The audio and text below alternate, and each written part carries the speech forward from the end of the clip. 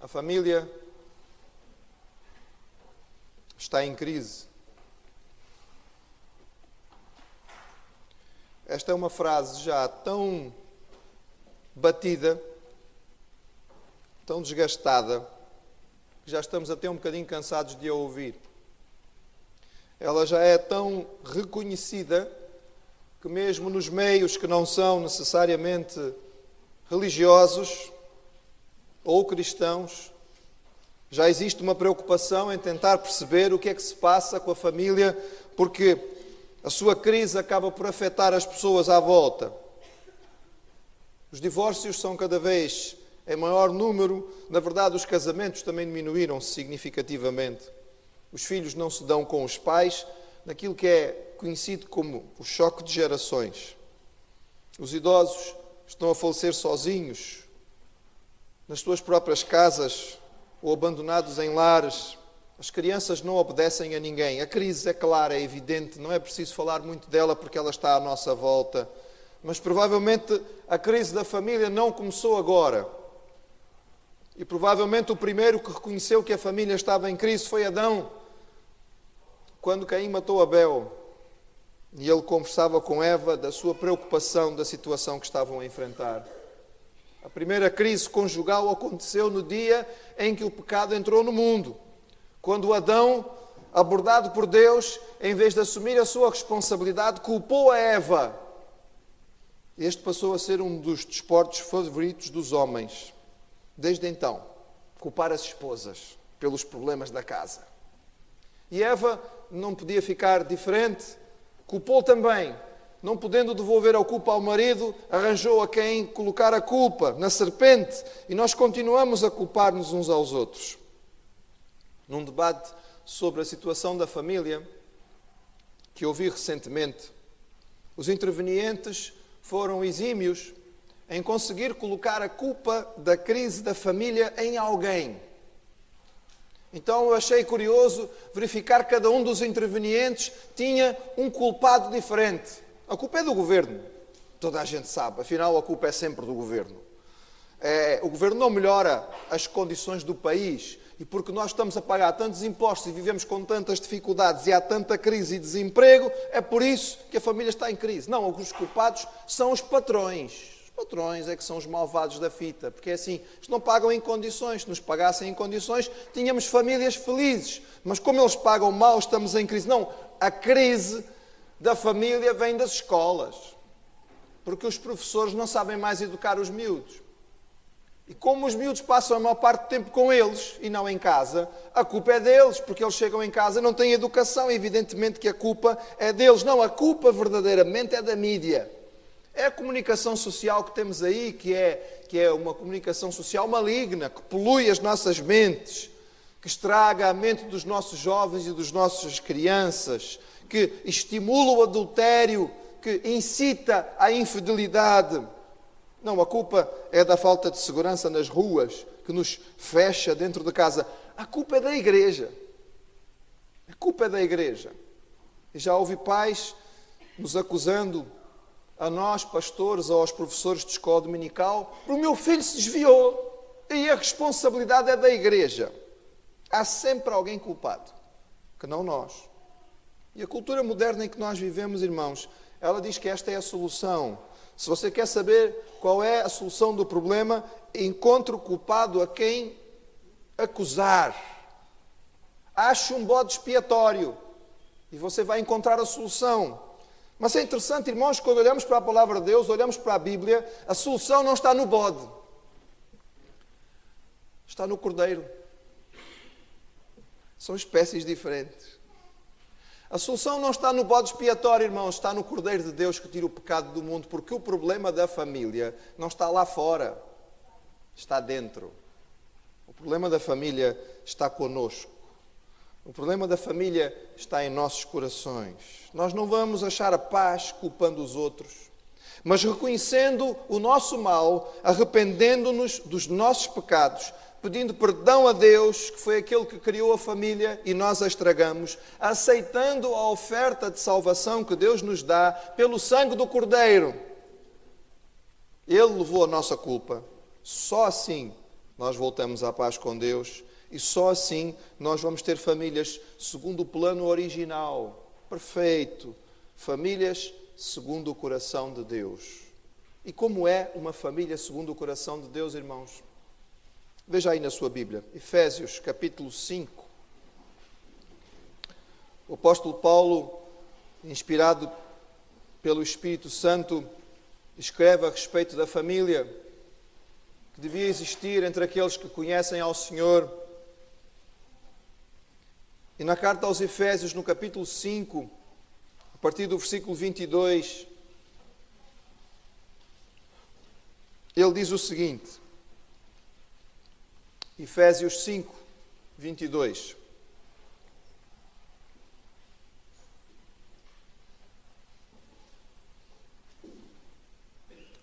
Vós, mulheres, sujeitai-vos a vossos maridos como ao Senhor, porque o marido é o cabeça da mulher, como também Cristo é a cabeça da igreja, sendo Ele próprio o Salvador do corpo. De sorte que assim como a igreja está sujeita a Cristo, assim também as mulheres sejam em tudo sujeitas a seus maridos. E vós, maridos, amai a vossas mulheres, como também Cristo amou a igreja, e a si mesmo se entregou por ela, para a santificar, purificando-a com a lavagem da água pela palavra, para apresentar a si mesmo igreja gloriosa, sem mácula, nem ruga, nem coisa semelhante, mas santa e irrepreensível. Assim devem os maridos amar as suas próprias mulheres, como a seus próprios corpos. Quem ama a sua mulher, ama-se a si mesmo.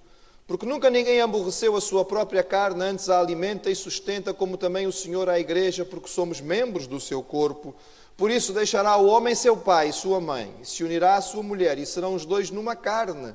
Grande é este mistério, digo, porém a respeito de Cristo e da igreja. Assim também vós, cada um em particular, ama a sua própria mulher, como a si mesmo, e a mulher reverencie o marido. E vós, filhos, sede obedientes a vossos pais no Senhor, porque isto é justo. Honra a teu pai e a tua mãe, que é o primeiro mandamento com promessa, para que te vá bem e vivas muito tempo sobre a terra. E vós, pais, não provoqueis a ira a vossos filhos, mas criai-os na doutrina e admoestação do Senhor. Eis o quadro, irmãos, da família segundo o coração de Deus. É um quadro digno, é um quadro valoroso. É uma família equilibrada no amor de Deus e em paz consigo mesma. É um testemunho daquilo que Deus queria para o homem. A família, segundo o coração de Deus, é aquela em que cada elemento sabe o seu lugar e cumpre a sua função. E o texto nos auxilia nisto. Maridos,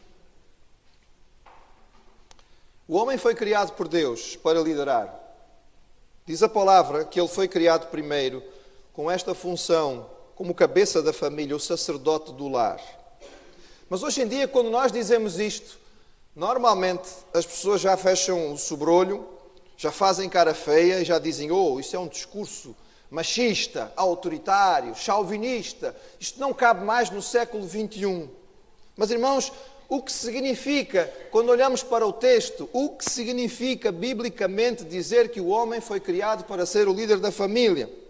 Quando falamos de liderança na Bíblia, a liderança masculina que a Bíblia orienta e que está descrita neste texto, não tem a ver com ser mandão, ser autoritário, colocar os outros debaixo da sua vontade própria. Liderança na Bíblia diz respeito a serviço. Serviço sacrificial. Responsabilidade. A liderança do homem na Bíblia não descreve um senhor feudal que é servido no seu lar, aonde ele manda e todos têm que obedecer com medo, mas descreve aquele que deve amar de uma forma como Cristo amou, sacrificialmente, em serviço, em dedicação, de forma plena. O texto diz que os maridos são chamados pelo Senhor para a família, segundo o coração de Deus, a amar as suas esposas no mesmo grau em que Cristo amou a igreja e por isso Ele se deu por ela para a santificar, para apresentar a si mesmo, gloriosa, sem mácula, sem ruga. Acho tão interessante isto, irmãos, porque quando nós olhamos para este texto, dependendo da forma como o irmão quiser interpretar, As nossas esposas às vezes gastam muito com produtos de cosmética para poderem diminuir as rugas. E a responsabilidade é, em primeiro lugar, segundo o texto bíblico, para diminuir as rugas das esposas, é dos maridos. As irmãs gostaram e os maridos estão a fazer cara feia para o pastor. Mas está no texto bíblico, irmãos. Está aí. Sabem porquê? Porque muitas vezes somos responsáveis pelas rugas. Mas quando amamos como Cristo amou, certamente vamos ajudar a diminuí-las. É o que a palavra de Deus nos ensina. Mas nós vivemos tempos em que os homens fogem das suas responsabilidades, abandonam as esposas, deixam-nas entregues ao lar e à criação dos filhos e buscam o seu próprio prazer em primeiro lugar. Nós vivemos uma época, irmãos, em que é difícil encontrar homens de verdade. Infelizmente, os homens de hoje muitas vezes são inconstantes, são inseguros, são covardes. São homens com complexo de Peter Pan. Peter Pan é aquele personagem, não é, inventado da ficção, que não queria crescer, queria ser eternamente criança. E nós temos homens e homens por aí que têm complexo de Peter Pan, querem continuar a brincar, a colecionar brinquedos novos. Vivem para o trabalho, por um lado, para alguma possível conquista extraconjugal e se animam com poucas coisas, além do que o futebol, quando a sua equipa está bem, e que veem o lar apenas como um local para o seu próprio conforto, quando não muito, e às vezes até o veem como um lugar de prisão. Veem os membros da família como seus servidores. Não admire, irmãos, que homens assim tenham dificuldade em manter os seus casamentos e que os seus filhos não os respeitem. O marido, segundo o coração de Deus, ama a sua esposa com dedicação e fidelidade. Preserva as suas forças. Preserva tudo aquilo que Deus lhe deu de capacidade, de dom, de talento para a sua própria amada. O texto diz de forma muito clara: cada um ama em particular a sua própria mulher como a si mesmo. Não são homens que gastam, parece que o melhor daquilo que têm, do seu charme, da sua simpatia, do seu bom humor com as pessoas que estão fora de casa.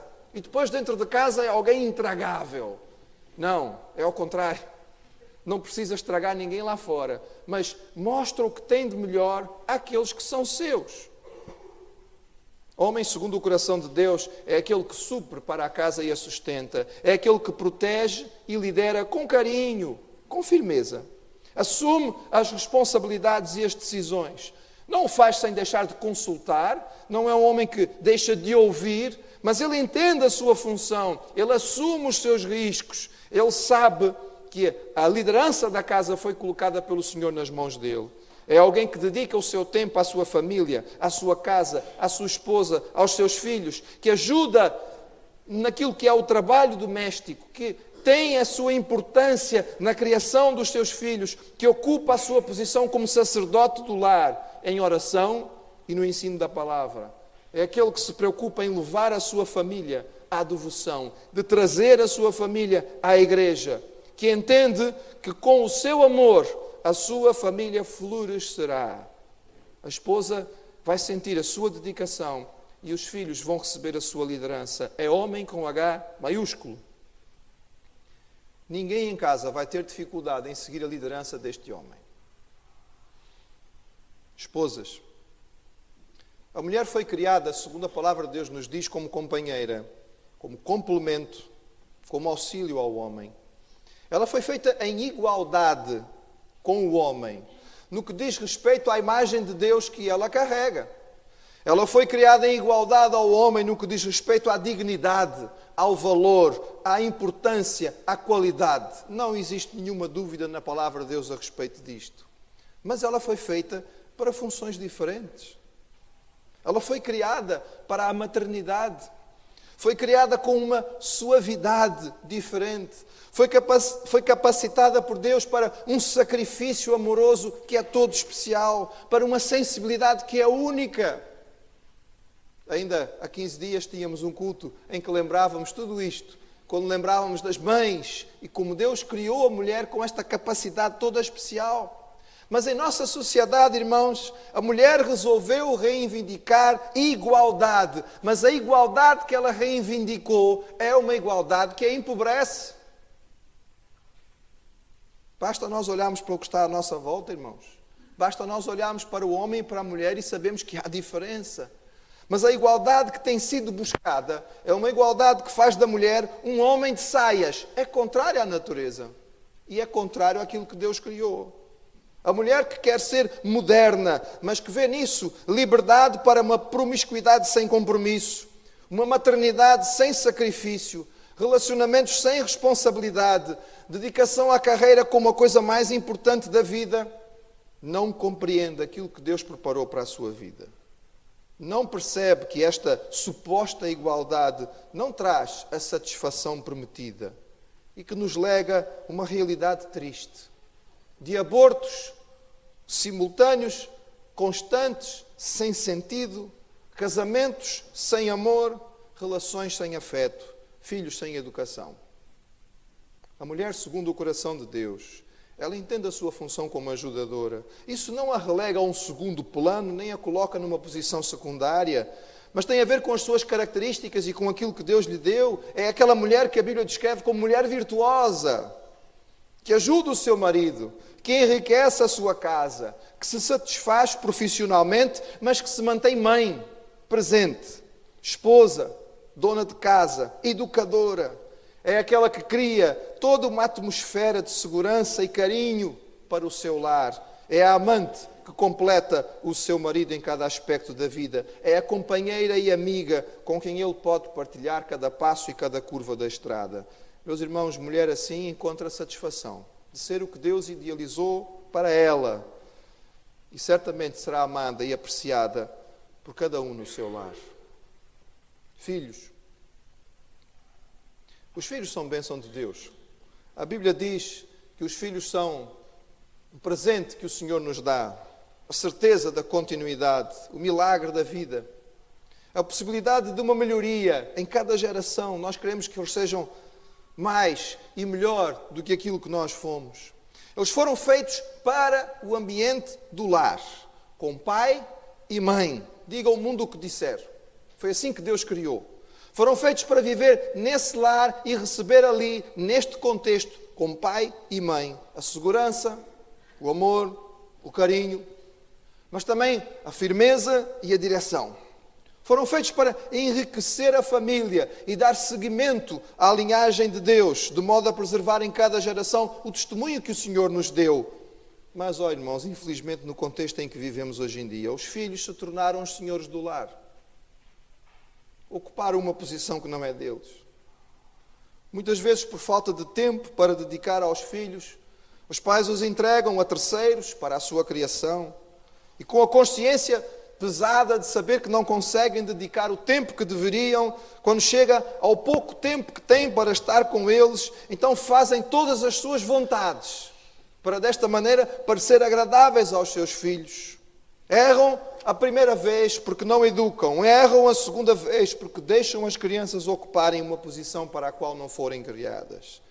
Cada vez mais nós encontramos lares onde os filhos mandam e decidem. Fazem chantagem emocional com os seus pais. Manipulam os sentimentos.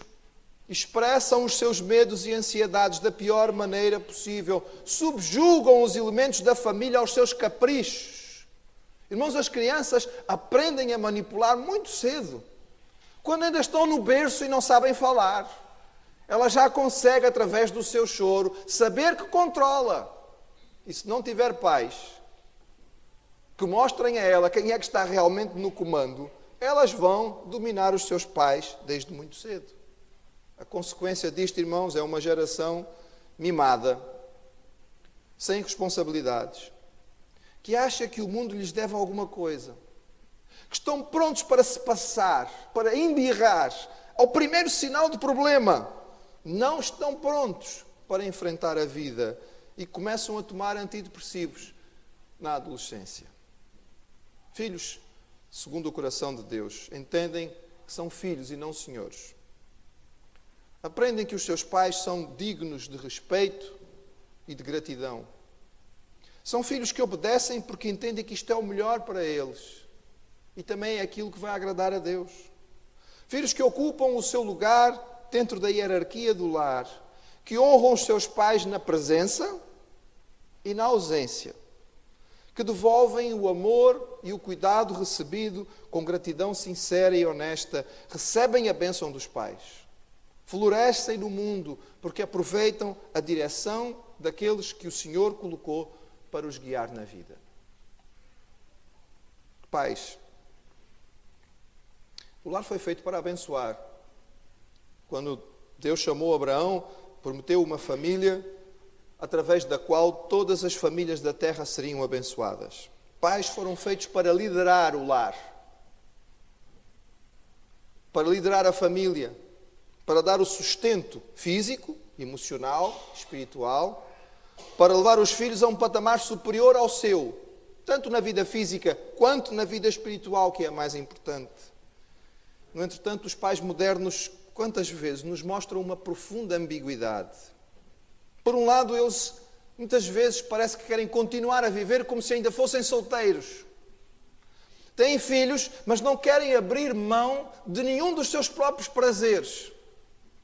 Têm crianças, mas querem continuar fazendo todos os seus programas, as suas atividades sociais. Não querem abrir mão de nenhum investimento pessoal. Mas parece que não entenderam que para sermos pais, as nossas prioridades acabam por mudar. Que por termos filhos, não vamos poder continuar a viver como se não tivéssemos família. Por outro lado, parece que os filhos são apenas um embaraço. Às vezes ficamos com a impressão de que eles vieram só para satisfazer os avós, para que eles parassem de queixar que ainda não tinham netinhos. Às vezes os pais modernos, no assumir da paternidade, entregam aos filhos as rédeas da casa, abrem mão da responsabilidade de comandar e com isto não abençoam em momento algum. Mas pais, segundo o coração de Deus, irmãos, assumem a sua responsabilidade, que é ensinar e dirigir. Amam incondicionalmente, porque é assim que a palavra nos ensina. Sacrificialmente, porque é assim que a palavra pede. Com carinho, mas também com firmeza. Sabem que os filhos precisam de liderança, uma liderança clara, que se mostra sobretudo pelo exemplo. Porque não podemos dizer uma coisa e viver de forma diferente. Que providenciam aos filhos uma base na palavra do Senhor e que sabem que precisam da oração, porque ela é o alicerce. Sem a ajuda do Senhor, nós não vamos ser capazes de fazer aquilo que é tão difícil, criar filhos no mundo em que estamos a viver. Mas pais, segundo o coração de Deus, amam dirigindo. Dão aos seus filhos os limites necessários porque eles precisam para se sentirem seguros e para crescerem bem. Mas acabam por levar a sua família à estabilidade necessária e os seus filhos a conhecerem o caminho no qual devem andar. O casamento e a família, segundo o coração de Deus, irmãos, não são uma utopia. Para o pastor vir aqui falar no domingo de manhã e os irmãos ouvirem: pois é, pastor, isto é tudo muito giro, muito bonito, mas depois na prática não vejo isto acontecer. Irmãos, isto não significa famílias perfeitas, porque nós não somos perfeitos. Porque os maridos, as esposas, os pais e os filhos de que aqui falamos continuam sendo gente de carne e osso com faltas. Mas nós estamos a falar a respeito daqueles que conhecem o Senhor e que por isso receberam dele a capacidade de vencer o pecado, de ultrapassar os erros, de ter vitória em Jesus. Amor incondicional não é impossível. Implica também em perdão e em ser perdoado, em paciência e em tolerância, em compreensão e em apoio. Tudo isso faz parte daquilo que o Espírito Santo produz em nós. Mas, irmãos, nós temos uma nota final que é a melhor de todas. Temos o melhor parceiro possível para que as nossas famílias funcionem assim. Porque a família não é uma invenção humana. O casamento não foi um projeto feito por Adão e Eva. O casamento foi criado por Deus e a família foi instituída por Ele. Ele é o que tem, em primeiro lugar, o interesse de que isto funcione. Você tem um grande parceiro para o seu casamento. Tem um grande aliado para a sua família.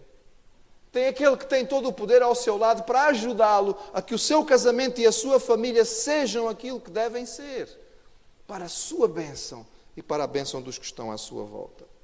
Cristãos com a vida centrada em Deus podem criar famílias centradas em Deus, para a bênção dos seus elementos, para a bênção da igreja, para a bênção da comunidade. Nós podemos ser famílias assim. Podemos. Oremos para que, com a graça do Senhor, mas com a nossa parte, com o nosso trabalho e com a bênção do Espírito, nós possamos ser essas famílias.